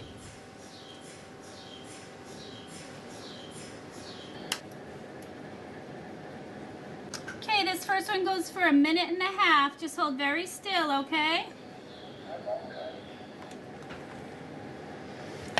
It's really wonderful to see what our brain looks like and what happens to it over the years. No, never. We often expect when you have people who are about 70 years old, you find that over half of them would have a lot of changes, more changes in their white matter than what you do. So that's good. That explains to some extent why you're doing so well in terms of being quick in your thinking, being able to remember things well. This is a part of the brain called the hippocampus where we form memories. Right. And this is something that shrinks when you have Alzheimer's. I see. Now, this is from a more recent scan. If it had shrunk, you would see more of this white fluid around it and much less of the gray matter.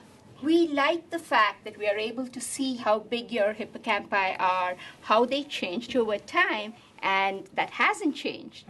There's great hope that these examples of successful aging, even if it's in the exceptional few, are reason to hope that many more of us, if not all of us, can achieve that same outcome once we are capable of better understanding what distinguishes this successful brain aging from less successful brain aging and determine what manipulations are capable of transforming the unsuccessful into the successful.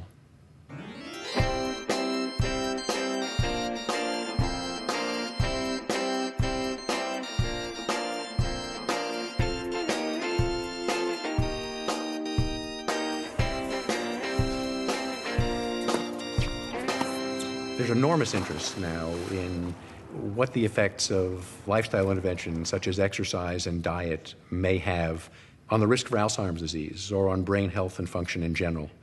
In animal models, mouse models of Alzheimer's disease, for example, there is recent evidence suggesting that exercise and diet can modify the progression of the lesions of Alzheimer's disease in these animal models.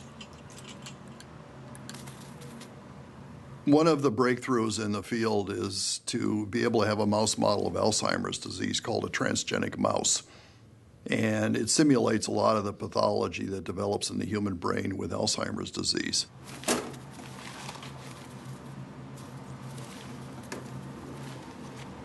I had this idea that maybe a growth factor or a neurotrophic factor, which is kind of a nutrient or a fertilizer to neurons, which also makes them smarter, might be naturally increased with exercise.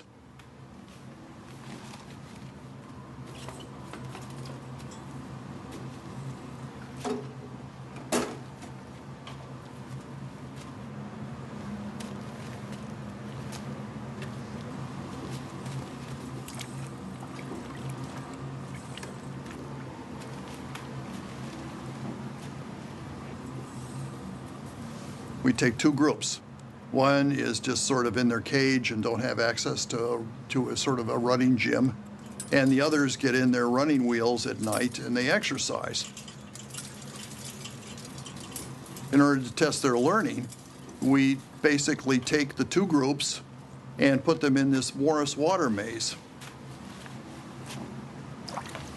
They are put in the tank and they don't like the water. And what they have to do is they have to find a little platform that's sort of below the surface. It's really kind of equivalent to finding your car in a parking lot at an airport when you can't really see it, but you sort of have to learn from the cues around the airport of where you parked. A sedentary animal still has not located the platform at this point. All right.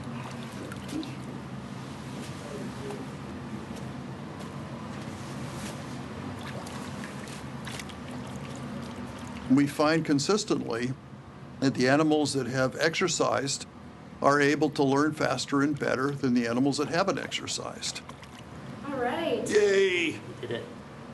We looked at their brain, and lo and behold, BDNF was increased in the part of the brain that is controlling thinking and learning and is vulnerable to Alzheimer's disease. And all I could say to myself, and my students would say, holy camoli, that is so smart. The brain knew something and how to look out for itself that we had no idea about. So it kind of has a self-preservation mechanism that also makes it smarter and to learn better. Certainly in animal models, there's no question about it. Exercise can induce growth factors in the brain. It can help build new neurons into the circuits. It can build synapses, improve learning, and it can basically improve vascular function. Oh my gosh, what drug will do that? Nothing. And, it's simple exercise. You can identify new neurons by stains, that highlight the new cells that are just born. And when you look, there's fewer of them in the animals that are just sedentary than in the exercised animals. And it's really quite dramatic.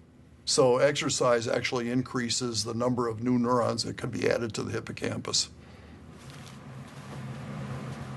The exciting conclusion is that when we tested the animals that develop Alzheimer's disease in the brain, they benefit as well from exercise, just like the wild type.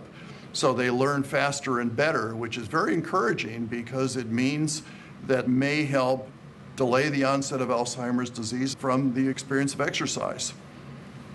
If you asked somebody 10 years ago, how are you going to fix brain aging or what are you going to do? They would have told you it's a medication. Now we know there's great promise in terms of behavioral interventions that can be adjuncts to medications and good health policy.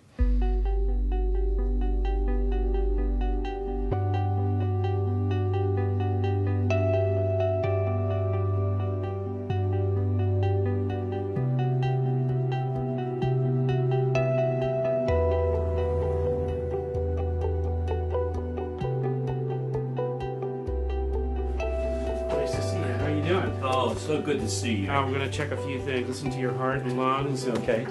No spinning sensation, no nausea, vomiting. No. Nothing like that. No. And if things go well, you'll be able to stay on the medicine, and then hopefully this will be approved for the general public down the road for treating this disease. Okay? Well, that's what we're hoping and praying for.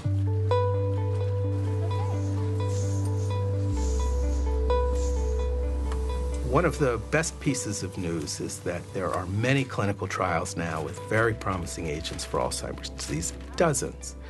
They're being conducted by the Alzheimer's Disease Cooperative Study, the ADCS. They're being conducted by the pharmaceutical industry. They're being conducted in this country and in other countries. You'll start with the evening dose. The evening. Okay. Thanks for coming. We'll see you in 3 months. How are you feeling today? Good. Been an okay experience for you? Very much so. 2 in the morning, 2 at night. The pivotal trials in Alzheimer's disease that are occurring now, trials of disease-modifying treatments, of anti-amyloid treatments, because they are trying to slow the progression of this disease over the long term. And because the progression varies from one person to another, in fact, they require many, many participants in these trials. You can directly plug this machine into the wall. Okay, put it up to your nose. Okay.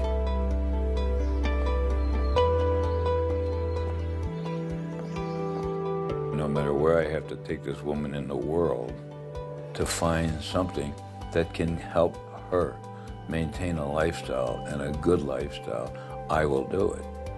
Without the cooperation of individuals and their families, we have a roadblock. We will not progress to treatments.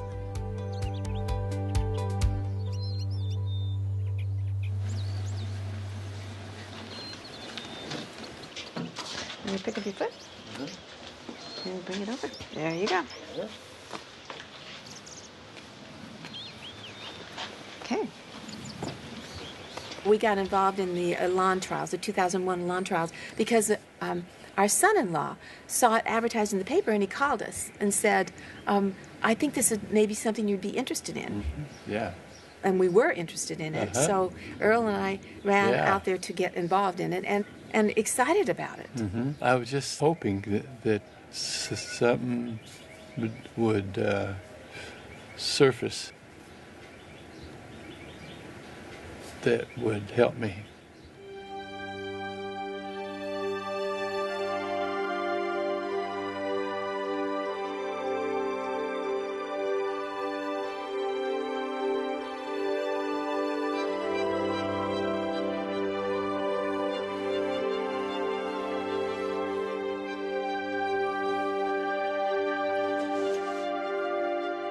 There's a variety of approaches to try and block the progression of Alzheimer's disease. Once you have it, how can you go after the plaques or the tangles, try and reduce them, remove them, so that you can change the course of the disease? One of the logical ways to do it is to reduce the production of beta amyloid from the get-go. The more surprising way to do it that we discovered in the late 90s is that if you actually immunize or vaccinate with the beta amyloid peptide itself and stimulate the immune system, that the immune system can then actually either totally prevent, or reverse the plaques in the brain tissue.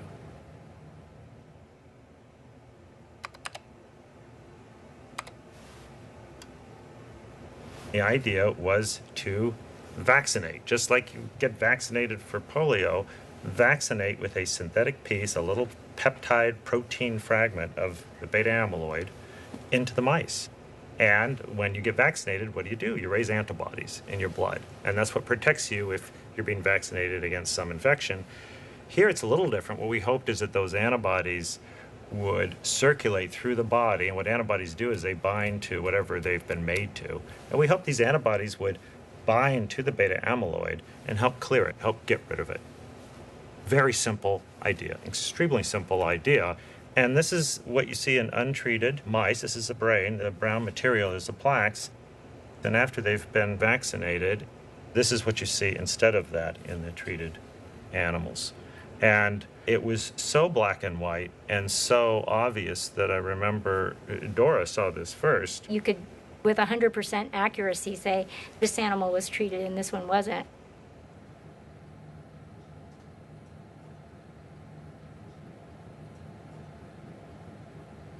Once we realized that we could actually treat our mouse model of Alzheimer's disease with the beta amyloid peptide, in other words, by vaccinating them or immunizing them with the beta amyloid peptide, we immediately realized that that had potential for treatment of Alzheimer's patients.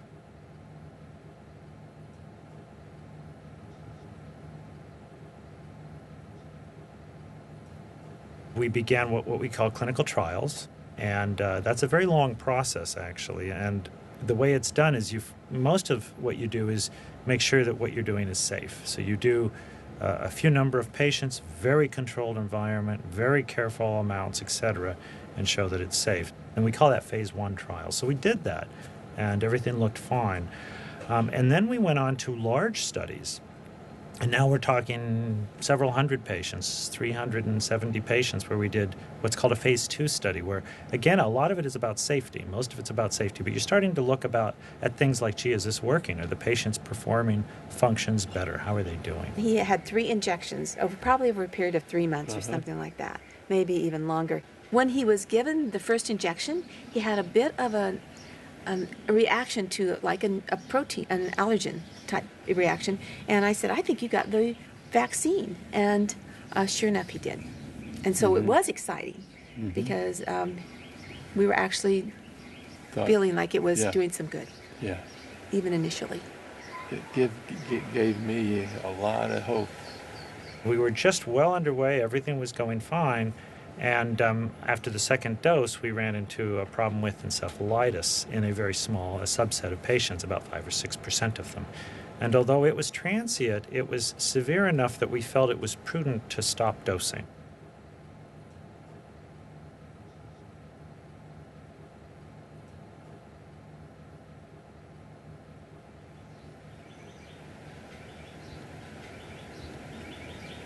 When they ended the trials, well, we were cussing.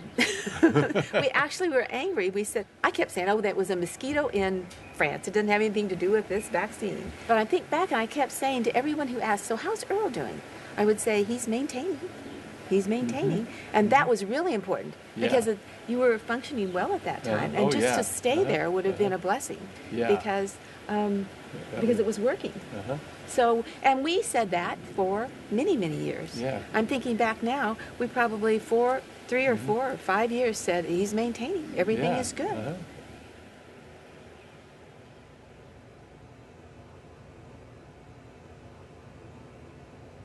To our amazement, if you look at the bottom row here and compare it with the top, at the top is the typical sort of pathology that one sees in patients who have Alzheimer's disease. The top 3 are brain sections where the brown is the beta amyloid, the typical plaque-like appearance. On the bottom is the comparison of what you see after a patient has been vaccinated, where there's brain regions that are nearly completely void. The plaques are gone. We are really very excited that we can literally remove amyloid plaques from patients suffering from Alzheimer's disease. And as we move forward now, what this means is since we can do it, we're developing new treatments, things like bapineuzumab, which is a very long word, fancy word for a human antibody that is moving through the process of clinical trial. Instead of the patient having to make the antibodies and do the work, we're providing the patient directly with the antibodies. Now, the good part about doing this is that you can give exactly the amount and the dose that you want to give. In other words, it's much more controlled when you give the antibodies, and so that's what bapineuzumab is. Once it's in the bloodstream, the antibody will last as long as 3 weeks. This is one of the leading drugs that's in the horse race to get an approval.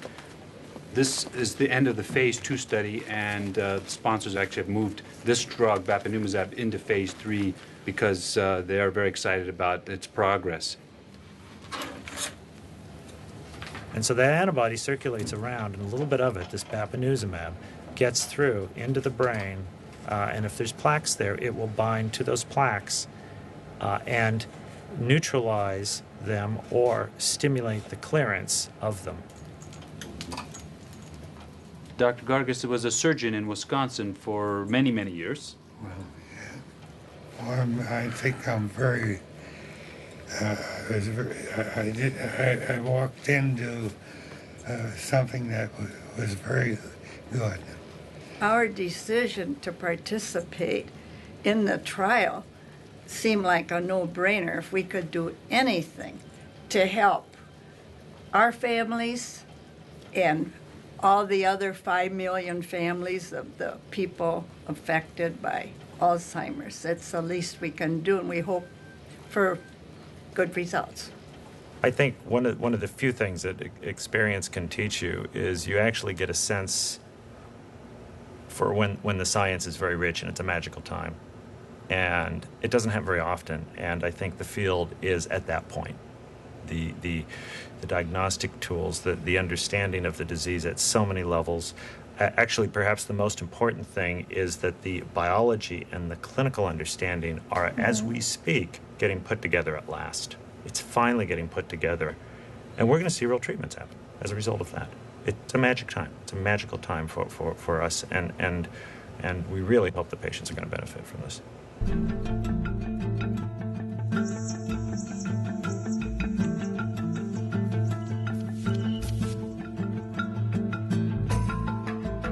We think that these drugs that are coming through the clinical trials have a very good chance of really changing the course of Alzheimer's disease. Have been hallmarks of the Alzheimer's Association mission since the origins. There is hope, and we want to make a commitment to seeing if we can't prevent the illness. International Conference on Alzheimer's Disease. If we could actually delay it 10 years, we could wipe out most of the disease in the country, in the world. But I think for all of this, we will need more energy, more people, more programs, more funding to support these efforts.